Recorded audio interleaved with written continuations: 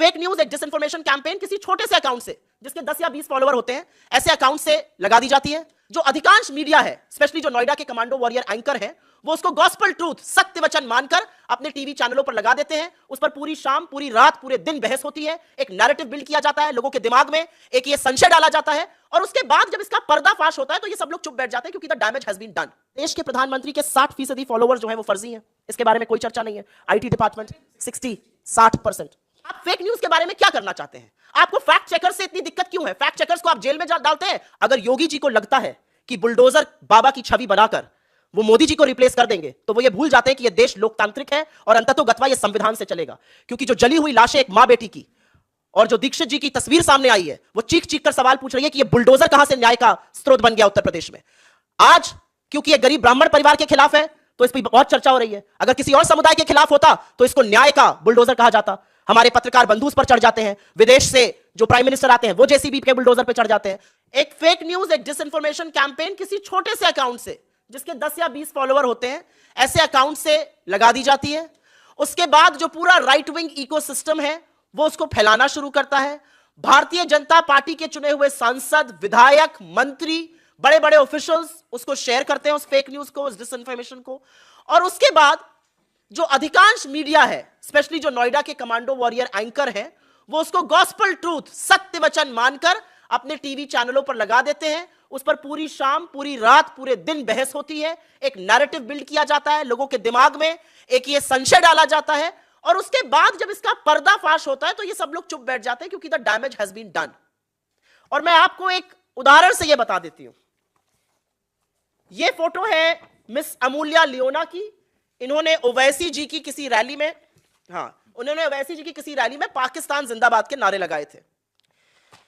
हमारी Kerala student union association की जो मीवा जॉली जी हैं, वो राहुल गांधी जी से केरला में मिली, उनके साथ चली। एक छोटे से ट्विटर अकाउंट ने यह फेक कैंपेन शुरू किया कि पाकिस्तान जिंदाबाद के नारे लगाने वाली लड़की राहुल जी के साथ आई है। इसको तुरंत राइट विंग ने पिकअप किया, भाजपा के हैंडल्स ने पिकअप किया, उनके फेक न्यूज सरगना की टीम ने पिकअप किया, तमामों मंत्री, तमामों एमपीज ने इसको पिकअप करके यह फेक न्यूज कैंपेन चलाई। फैक्ट चेक जब हुआ तो सच सामने आया।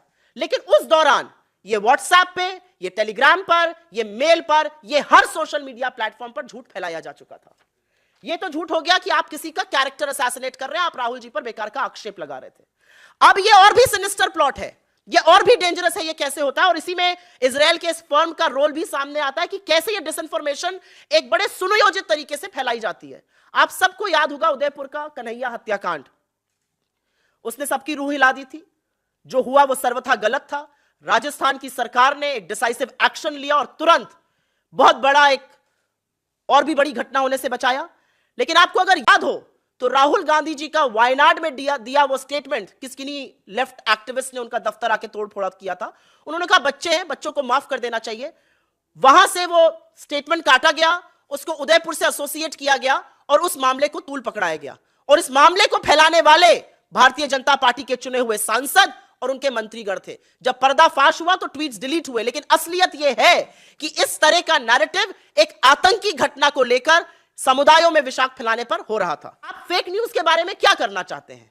आपको फैक्ट चेकर्स से इतनी दिक्कत क्यों है? फैक्ट चेकर्स को आप जेल में डालते हैं और आपका पीआईबी फैक्ट चेकिंग जो है वो अगर सवाल पूछिए तो उसको झूठा साबित कर देता है। का जो लब्बो लबाब है वो ये है कि फेक न्यूज जिस तरह की देश में फैलाई जा रही है, जिस तरह से एक पर्टिकुलर वर्ग के खिलाफ, हमारे नेताओं के खिलाफ, हमारी पार्टी के खिलाफ फैलाई जा रही है, उसमें कितना हाथ बीजेपी की आईटी सेल का है और कितना योगदान आपके ऐसे तथाकथित पार्टनर्स का है जिनको आप लेकर इस देश में आए हैं, चाहे वो इजराइल से हो या कहीं और से हो। अभी क्योंकि रिपोर्ट्स इजराइल से आ रही हैं, इस फर्म की टीम औरे की, तो हम जरूर ये सवाल पूछेंगे कि इसके बारे में आप क्या करने की कोशिश कर रहे हैं, कि क्या कोई कमिटी, क्या कोई सुप्रीम कोर्ट मॉनिटर्ड प्रोब, क्या आपका आईटी डिपार्टमेंट इस पर कुछ भी विचार कर रहा है? क्योंकि अगर नहीं कर रहा है तो असलियत यह है कि लोकतंत्र को खतरे में डालने वाले, इस देश के साथ लोकतंत्र में खिलवाड़ करने वाले, लोगों के इलेक्टोरल चॉइसेस पर प्रहार करने वाले नरेंद्र मोदी जी की सरकार है। और यह सरकार इतने सुनियोजित तरीके से यह कर रही है और इसमें मदद ऐसी कंपनीज की ले रही है जो फॉरेन कंपनीज है, जिनको हमारे चुनाव में, हमारी डेमोक्रेसी में, हमारे लोकतंत्र में इंटरफेयर करने का कोई भी मतलब नहीं है। देश के प्रधानमंत्री के 60% फॉलोअर्स जो हैं वो फर्जी हैं, इसके बारे में कोई चर्चा नहीं है। आईटी डिपार्टमेंट 60% इंस्टाग्राम पे इंडियन इन्फ्लुएंसर्स के लगभग 16 मिलियन खाते नकली हैं। रिपोर्ट में बताया गया कि करीब 18,000 ट्विटर अकाउंट बीजेपी के फेक न्यूज फैलाते हैं। 18,000 ट्विटर अकाउंट हैं जो उसको एम्पलीफाई कर रहे हैं। ये किसके ट्विटर अकाउंट है? ये किसने खोले? ये कौन संचालित कर रहा है? ये बीजेपी के फेक न्यूज सरगना टीम फैला रही है या ये इजराइल की कंपनी इनकी मदद कर रही है? ये तो बताना ही पड़ेगा। मेरा अकाउंट ब्लॉक करें या कुछ करें, मुझे फर्क नहीं पड़ता है, लेकिन जो मैंने वहां कहा था वो मैं दोबारा से कहूंगी। अगर योगी जी को लगता है कि बुलडोजर बाबा की छवि बनाकर वो मोदी जी को रिप्लेस कर देंगे, तो वो ये भूल जाते हैं कि ये देश लोकतांत्रिक है और अंततोगत्वा ये संविधान से चलेगा। क्योंकि जो जली हुई लाशें एक मां बेटी की और जो दीक्षित जी की तस्वीर सामने आई है, वो चीख चीख कर सवाल पूछ रही है कि ये बुलडोजर कहां से न्याय का स्रोत बन गया उत्तर प्रदेश में। आज क्योंकि ये गरीब ब्राह्मण परिवार के खिलाफ है तो इस पर बहुत चर्चा हो रही है। अगर किसी और समुदाय के खिलाफ होता तो इसको न्याय का बुलडोजर कहा जाता। हमारे पत्रकार बंधु उस पर चढ़ जाते हैं, विदेश से जो प्राइम मिनिस्टर आते हैं वो जेसीबी के बुलडोजर पे चढ़ जाते हैं। तो दिक्कत की बात यह है कि बुलडोजर के माध्यम से आप इस देश को, उस प्रांत को चलाने की जो कोशिश कर रहे हैं वो सर्वथा गलत है। और कानपुर में जो हुआ, it is most heinous of the crime. आपको पता था कि उस झोपड़ी में, उस घर में वो मां और बेटी है, और इतना दिल दहलाने वाला वीडियो है कि उसके बाद भी वो बुलडोजर चल रहा था और वो तब तक चलता रहा जब तक वहां पर वो जल नहीं गई।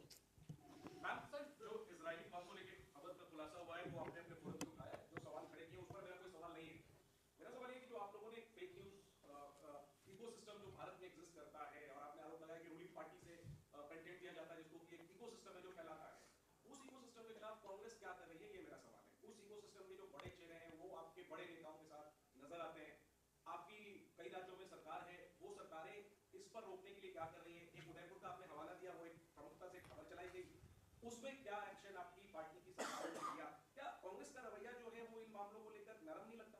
मुझे तो बिल्कुल नहीं लगता। सोशल मीडिया की, मैं अपना दायरा सीमित करके मैं सोशल मीडिया की बात करूंगी, और सोशल मीडिया पर जब भी ऐसी कोई फेक न्यूज आती है उसके कई तरीके होते हैं उससे डील करने के लिए। हमारे कई फॉलोअर्स को भी ये गुमान हो जाता है कि हर व्यक्ति के खिलाफ एफआईआर कर दो। कई बार आप उस सोशल मीडिया प्लेटफॉर्म को फ्लैग ऑफ करते हैं, वो उसको आउट ऑफ कॉन्टेक्स्ट या फेक न्यूज करके फ्लैग ऑफ करता है। अकाउंट सस्पेंशन की आप तकरीर करते हैं, आप कहीं कहीं आप एफआईआर करते हैं, कहीं पर आप केस रजिस्टर करते हैं। जहां तक आपकी यह बात है कि क्या हमारा रवैया और सख्त होना चाहिए, मैं इस मंच से कहती हूं और ज्यादा सख्त होना चाहिए। पूरी पार्टी का रवैया इस पर ज्यादा सख्त होना चाहिए। जो एक इकोसिस्टम है जो फेक न्यूज फैलाता है, उसके खिलाफ तो सारी पार्टी को एक साथ खड़े ही होना चाहिए। मैं या पवन जी या हम अकेले या कुछ लोग और मिलकर उस इकोसिस्टम से लड़ाई करें, यह गलत है। मुझे लगता है पूरी पार्टी को ऐसे इकोसिस्टम के खिलाफ खड़ा होना चाहिए जो व्हाट्सएप और फेसबुक के माध्यम से जो खबर आ जाती है उसको सत्य वचन मानकर चला देते हैं, लोगों के अंदर संशय डालते हैं और बाद में वो झूठ सिद्ध होती है।